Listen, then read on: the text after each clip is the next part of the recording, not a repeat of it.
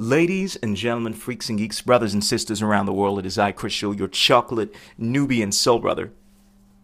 One of the most beautiful ideas that I came across as a kid through my readings was the legend of King Arthur. We all know about the legend of King Arthur, this valiant king and his knights of the Round Table. And one of the things I loved about the Arthurian legend was the Round Table.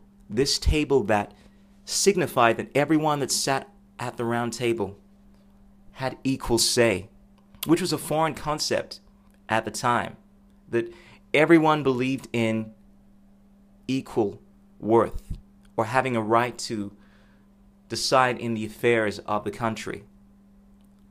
It sounded like freedom to me. And I think to this day, it still is a beautiful idea.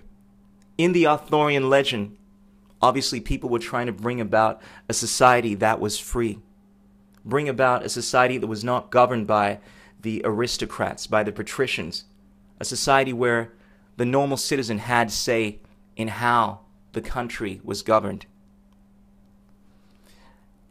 And in university, when I came across the philosophy of utilitarianism in ethics, when it was explained to me, this idea of everyone working towards the greatest amount of good for the greatest amount of people, it sounded like an embodiment of the Arthurian ideal of the Round Table, that ultimately we are all working towards the greatest amount of good, looking at the greatest amount of good as an idea, something to aspire to, but realizing that, like perfection, it is something that can never be attained. It is something that can simply only be worked towards. But then later on, as you get older, as you mature, as you matriculate to higher levels of understanding, I realized that people had a different idea of the Round Table, had a different idea of utilitarianism, or the greatest amount of good for the greatest amount of people. I thought that people would have an understanding that whereas we're all working towards the greatest amount of good, that like in the Arthurian legend, everyone had a respect for what they would refer to as the rule of law, or what I would call the rule of natural law, of libertarianism. The idea that regardless of how many people decide to vote on whether or not you should be killed, whether or not it's 1 million people saying that you should be killed, or it's 2 people saying that you should be killed, no one has the right to go around and get their neighbors to vote on doing something that violates the inalienable rights of a sovereign being.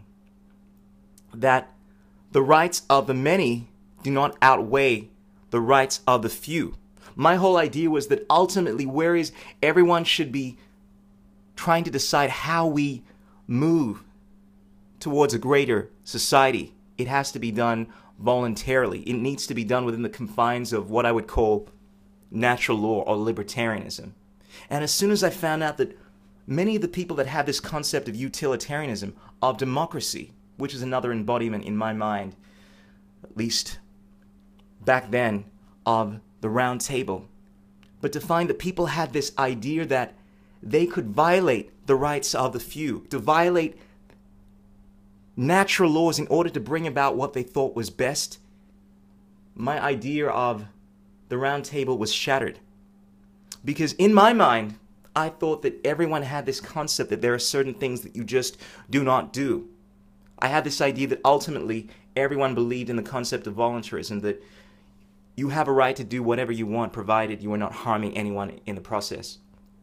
These natural laws that I thought were inherent within every single being, I realized that many people did not want to follow. People were now saying things like, we must steal from the rich in order to give to the poor, as opposed to saying, I believe that we should set up a society that is focused on trying to benefit this area of society.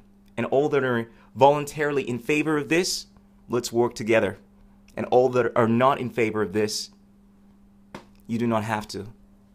To find that people were willing to violate these sacrosanct, inalienable rights in order to bring about the future that they deemed was the best, was something that I realized was fundamentally flawed. And that's when I realized that I don't believe in the concept of the round table.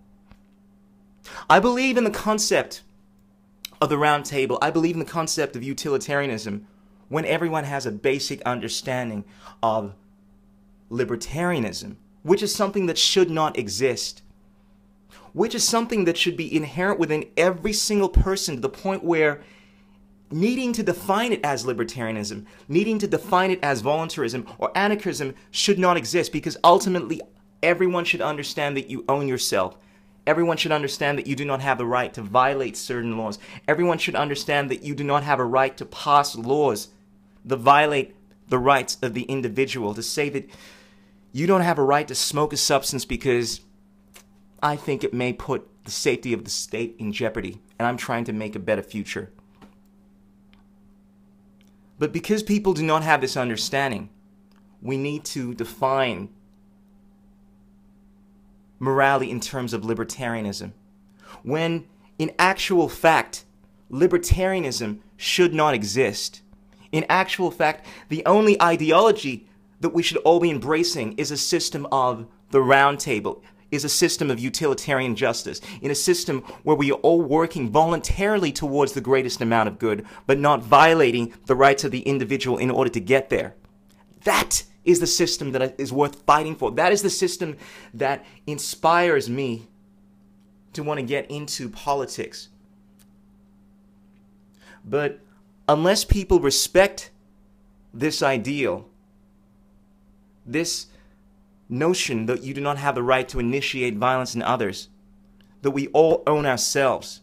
And I know a lot of these socialists want to make the argument that ultimately nothing is owned, that essentially when you own something, it may have been owned by someone else and you were producing something through the materials of something that is not yours, and essentially that nothing is owned. At the end of the day, if you accept that something is yours inherently, then you accept that you do not have the right to take something from someone that owns that in order to bring about the greatest amount of good. That you do not have a right to take away someone's life because you feel that they are a threat to yours or the state at large. That you do not have a right to enact draconian laws that restrict the inalienable rights of an individual because you're trying to bring about the most amount of good. I believe ultimately in the concept of utilitarianism, of bringing about the most amount of good, of working towards the best society, but it has to be done voluntarily. We cannot enact laws to prevent people from doing what they have a right to, because there are only two options. One is to do things by force, where we violate the rights of the individual, and two is to work towards the greatest amount of good voluntarily. So ultimately, what I'm saying is that libertarianism should not exist, but because people do not have an understanding of these inalienable rights that are inherent within us, it does, and it should. And therefore, the concept of utilitarianism that we have in the current model should not exist until people understand libertarianism. And when they do, then libertarianism should not exist. And the only idea that is necessary is for us to all strive towards creating the best society voluntarily. Life's purpose is to feel joy. Metaphysical, lyrical, saying enough for truth. The only one to make change is walking in your shoes. Be the example, don't complain about the news. Making music and serving the world with the loo. Now you can be the same, or you can be the change. Find strength from inside, break through the chains. No one to blame, nothing to prove. You create your